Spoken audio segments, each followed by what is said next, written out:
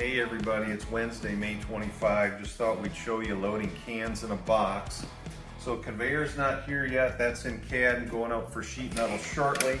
But this is where the cans would get pushed like that and then like that. We already had 2 in there, so now there's 6. So Joe, if you'll come in here, that's Jolene, not Joe.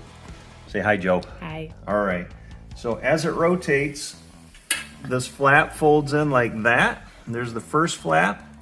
And then at just the right time, this little wing ding comes in, folds the second one.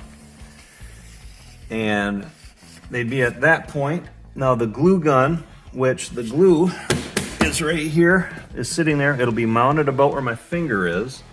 So it'll go squirt, squirt, and then look at that, just like that, it folds that one in. Second glue gun sits down here.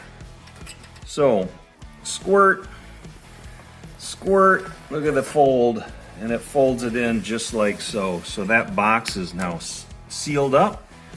We're squeezing it so the glue sits up. And there she rotated there.